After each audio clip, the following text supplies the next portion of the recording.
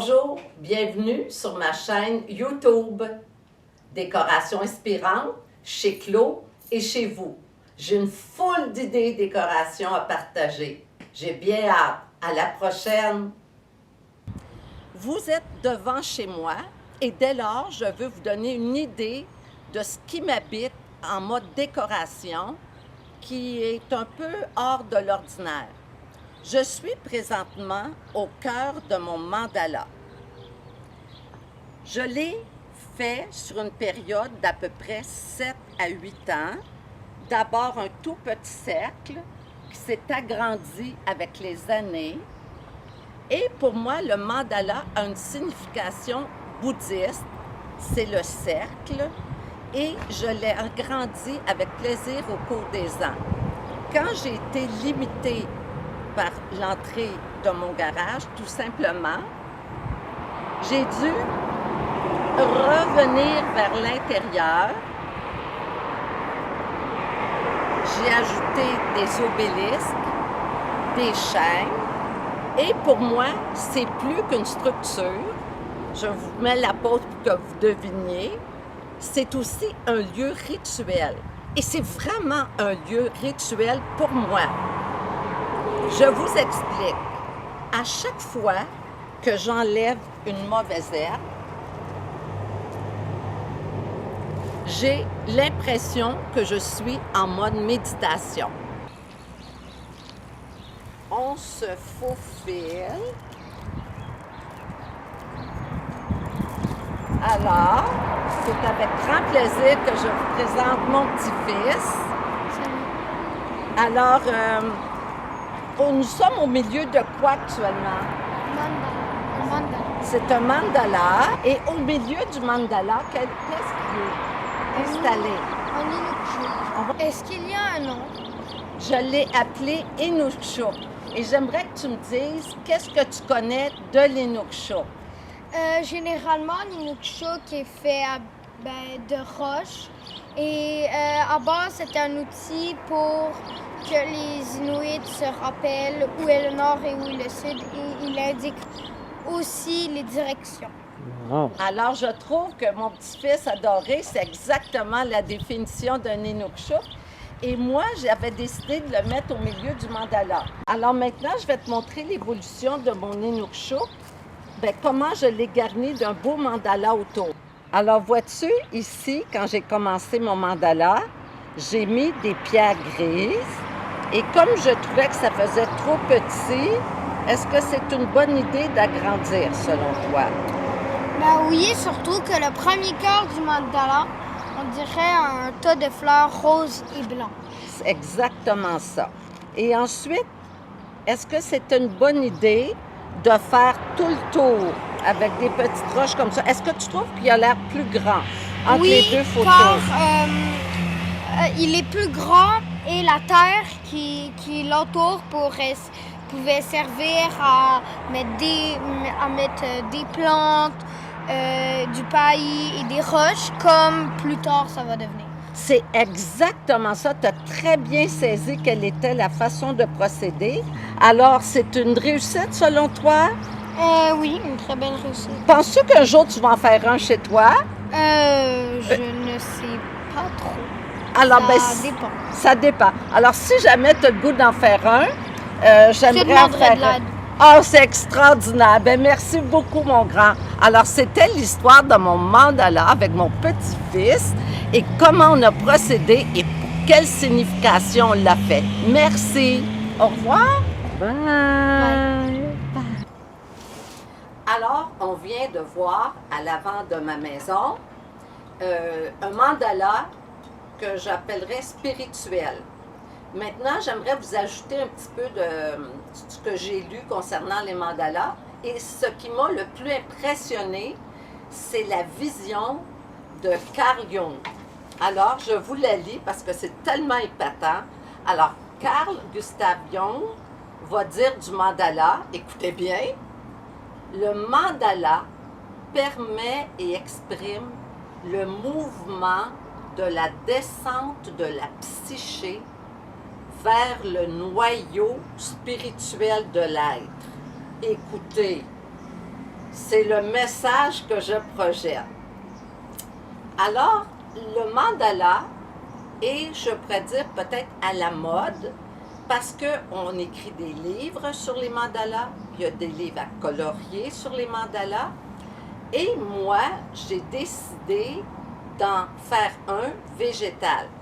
Alors, voici le moment DIY de l'élaboration de mon mandala. Comme vous le verrez à la première photo, quand j'ai commencé, j'avais une pelouse que je qualifierais de bien ordinaire devant la maison. En ce qui concerne le jardinage, la décoration extérieure, on a eu le nôtre dans les siècles passés, le siècle passé, qui parlait de domestiquer la nature. Alors, il faisait des haies bien droites, des étendues de pelouse, des formes géométriques. Ensuite, on a eu le jardin à l'anglaise. Ah, là, c'est un peu plus l'anarchie. On laisse la nature s'exprimer. Les années passent, on arrive en mode écologique. Oups, saut dans le temps présent aujourd'hui. Avant, on voyait une pelouse sans pissenlit. Bravo, elle est bien entretenue. Aujourd'hui, on se dit, quel insecticide a été employé? Est-ce naturel? Alors moi, j'ai réglé le problème. Ma pelouse était ordinaire, je l'ai rendue extraordinaire. Comment? J'ai planté un tournevis au milieu de la pelouse et j'ai commencé à poser, à mettre par terre ce qu'on appelle des pas japonais. Ce sont tout simplement des morceaux de ciment, des plaques de ciment. Il y en a de toutes les formes. Moi, j'ai pris qui avait l'air naturel. J'aurais aimé être un homme avec, si j'avais eu des bras forts, si j'avais eu du muscle, si j'avais été au pied d'une montagne. Bon, avec les ici, on ne va pas loin. De toute façon, c'est tellement pas réaliste. Alors, avec les moyens que j'avais, je pouvais soulever ça, ces petits pas japonais-là, et j'ai décidé de les mettre de façon circulaire. Ensuite, j'ai trouvé que c'était trop petit. Phase 2, j'ai rajouté des pas japonais entre ceux déjà installés. Et j'ai planté au beau milieu un hydrangée. À ce moment-là, je ne voulais que du végétal. Ensuite, j'ai dit, pourquoi je ne ferais pas vraiment un cercle? On parle de mandala tout de même. Alors, j'ai creusé, à même la terre, j'ai travaillé la terre pour faire une forme ronde et j'ai mis des pierres blanches pour voir mon contour comme il faut. Ensuite, à l'étape 4, je me suis dit, où je vais? Dans ce temps-là, je fais un croquis et je voulais partir de mes pierres d'origine, faire un cercle et faire des formes à l'intérieur de mon mandala ronde. Alors, j'ai fait ce croquis et par la suite, je me suis dit, on va le tour l'accentuer avec des briques et j'ai apposé ce qu'on appelle une toile hydrofuge pour je pense que c'est le nom, là, mais toile hydrofuge pour empêcher les mauvaises herbes de pousser. Alors, vous voyez dès lors qu'on voit presque un mandala. Par la suite, il fallait que j'habille ça, cette structure-là, ce cercle-là. Et ma pelouse, je vous ai dit qu'elle est moyenne.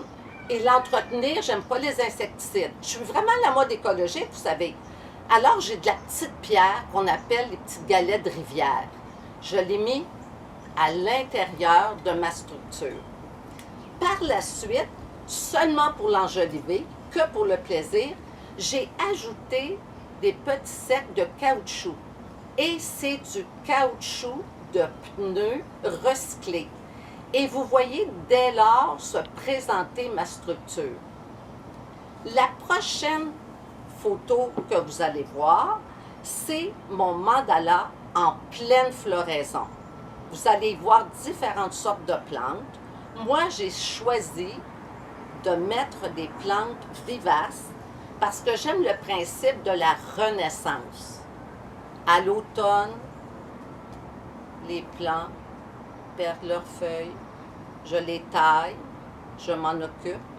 Et au printemps, quel bonheur de voir surgir tous mes plans de vivaces. Et c'est la vie. Et j'ai décidé d'apposer des petites lumières solaires, toujours dans le mode écologique. Et les petites lumières sous la brise se promènent. Vous verrez, c'est comme des petites lucioles à travers mon jardin. Alors, c'est un jardin mandala que j'ai eu un bonheur immense à faire grandir au fil des années. Je dirais qu'un mandala s'apparenterait à une spiritualité non verbale. Et vous aurez remarqué qu'au plein cœur, l'hydrangée a fait place à mon Inukshuk. L'Inukshuk, pour ceux qui vivent dans le Grand Nord, les populations du Grand Nord, l'Inukshuk est comme un point de repère qui va annoncer ou de la nourriture ou une direction à prendre. Alors, vous comprendrez que je ne pouvais pas faire autrement que mon mandala ait en son centre des pierres qui, dans l'histoire de l'évolution des peuples du Grand Nord, précisent un lieu. Pour moi, il a une forme humaine, il s'incarne dans mon mandala et c'est ce qui me fait plaisir de partager avec ceux qui passent devant chez moi. J'habite sur un boulevard où il y a beaucoup de piétons. C'est près des endroits où il y a des stations de métro. Et souvent, je vois les gens regarder quand j'enlève mes mauvaises herbes qui m'aident à la méditation. Alors, je suis ravie de pouvoir vous partager cette passion. Si vous avez un petit coin de pelouse, un petit coin chez vous de verdure, allez-y avec les moyens du bord, comme on dirait, et mettez vos plantes ou vos structures de façon à créer un mandala. Pour conclure, je vous dirais que je vois des mandalas partout. Je fais une Carl Gustav Jung de moi. Alors, vous verrez ici, quand on se regarde vers la table, qu'il s'agit d'une nappe, si on peut appeler ça une nappe, avec un cercle qui représente les signes zodiaques, forme de mandala. Nous sommes dans l'informe avec les coloris du désordre à l'ordre. Alors, vous voyez même les morceaux de tissu qui servent de nappe peuvent identifier ce que j'appelle toujours des mandalas. Il y a aussi des livres à colorier. On a des méthodes, imaginez-vous. Est-ce qu'on les colorie du centre vers l'extérieur, on s'ouvre au monde, ou on les colorie de l'extérieur vers l'intérieur, on rentre en soi. Vous avez aussi des livres, de nombreux livres, il y en a de plus en plus, où on explique, selon le modèle qu'on a choisi, les mandalas. Et pourquoi pas, si vous vous tournez vers moi, vous verrez que j'ai même trouvé un vêtement mandala. Je vous explique.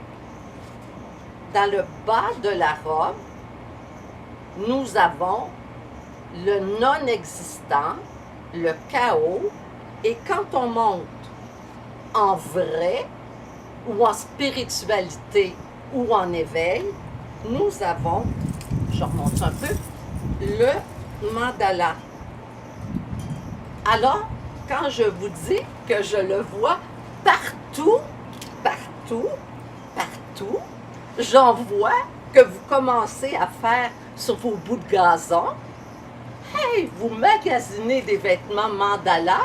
Décidément, soyons heureux d'être dans une époque mandala parce que c'est bon pour l'âme, la conscience et l'esprit. À la prochaine et portez-vous bien.